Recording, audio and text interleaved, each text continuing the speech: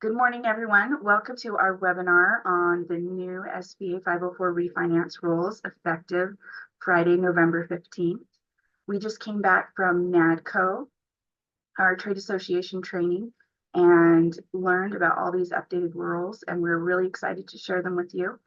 For a more in-depth look at refinance eligibility, we will put a link down in the comments about where to find the YouTube video that has a more in-depth presentation on it, and also to a blog post that we have that also goes into these. This will just be a quick overview of the changes and to kind of get you excited about doing refinances. Let's get started. The first change is on refinance without expansion, which includes eligible business expenses, can now go up to a 90% LTV, as opposed to 85% prior to last Friday.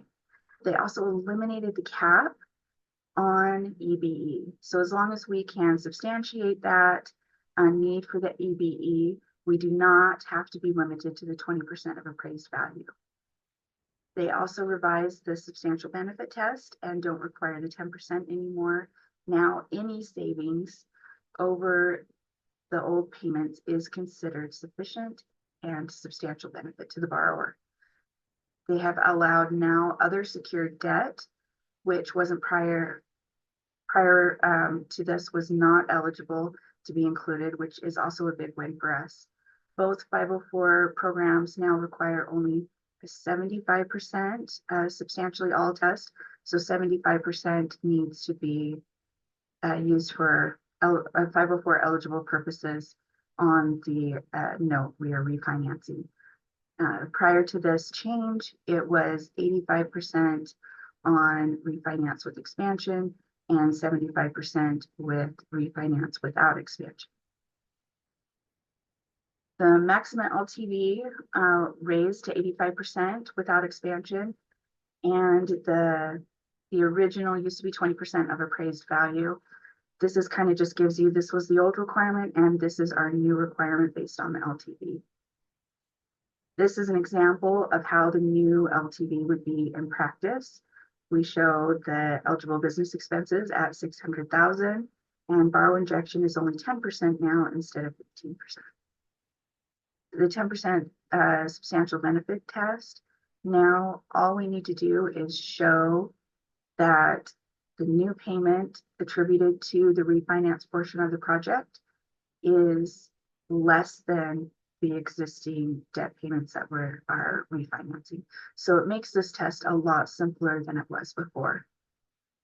And eligible business expenses, they have now added other secured debt, which we'll go into here shortly, to what can be included in eligible business expenses. Ineligible uses, just a quick note on EBE, capital expenditures, personal expenses, business acquisition, partner buyout, all of those items cannot be included in eligible business expenses.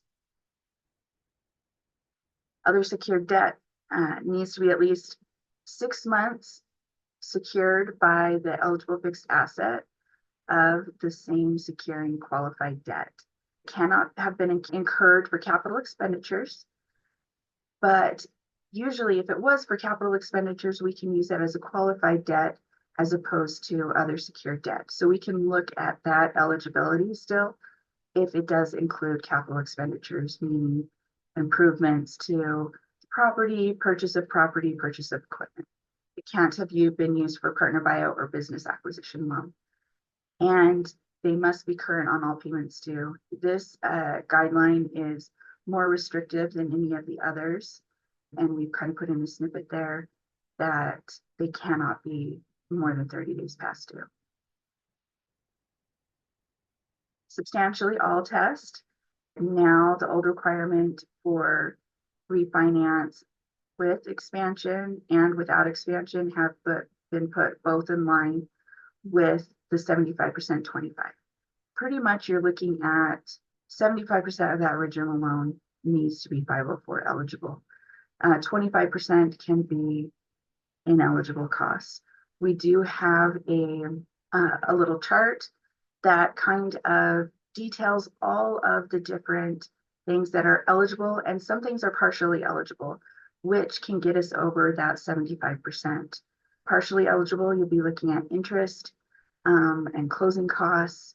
Also on a 7A, partially eligible, the guarantee fee is partially eligible. A couple other eligibility things to note, which will be more in depth in our prior webinar on refinance, but wanted to just give a little reminder here. Refinance without expansion, the business must have been in operation for 2 years or more, and the original note needs to be secured by the project property, the eligible fixed asset, for at least 6 months. Refinance without expansion must include a qualified debt. You cannot do just EBE. There has to be a qualified debt in order to do a refinance. So owning something free and clear, you can't go in and take out cash out with 504. Refinancing project, they use the fair market value of the eligible fixed asset and other qualified debt, securing the qualified debt. So equipment and the property. Refinance with expansion. Expansion needs to be equal to or greater than the refinance portion. Loan to values are now both 90% LTV. And reminder, the 504 portion can be equal to or less than the first lien amount up to 40%. And on a refinance, occupancy requirements, general occupancy requirements for 504 must be met. If that prior loan was used for construction and it was an SBA loan, either 7A or 504, they will have to be in compliance with the occupancy requirements of that original note and where they should be as far as new construction occupancy. Couple questions and answers. What documentation is required to show eligible refinance costs? We need a copy of the original note, trust deed, settlement statement, and SBA authorization if it was an SBA loan. Types of equity that can be used for each type. With expansion, equity in the existing property and equipment being refinanced can be used. Without expansion, the equity is based off of the appraised value on the qualified debt. With an EBE inclusion, if the appraisal does not meet what's needed for that EBE, we cannot add additional collateral in that case to increase the EBE or eligible business expense amount. If you're looking at multiple debts with expansion, the new loan payment attributed to just the refinance portion of the loan needs to be less than the sum of the payments for the outstanding debt. And without expansion, the test applies to the SBA debts only. How much cash back can you get? And again, SBA doesn't like the word cash back, so they use eligible business expenses. So when you hear us say eligible business expenses, it's essentially cash back or cash out. So as long as we can substantiate those expenses, you can go up to 90% LTV. If you don't owe the building or the building is owned free and clear, we cannot do a refinance. You must own the building and have debt on the building. Original paperwork.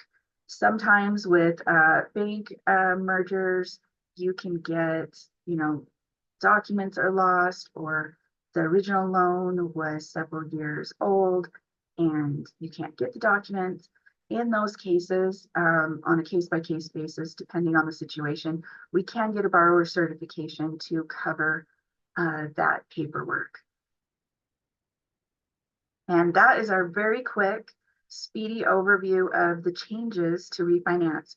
We're really excited about those changes and really believe that they enhance the program and make SBA refinance more accessible to our borrowers. And you can always reach out to your MWSBF loan officer with any questions or help structuring a refinance deal or to determine eligibility. We are all here to help you and excited to work with you. At the end of this, I have also added a couple additional structuring examples that I'm not going to go through in depth, but I will click through them, so they'll be in the video, so you can pause the video and look at them. But we can always email these slides to you. and also help you through the process.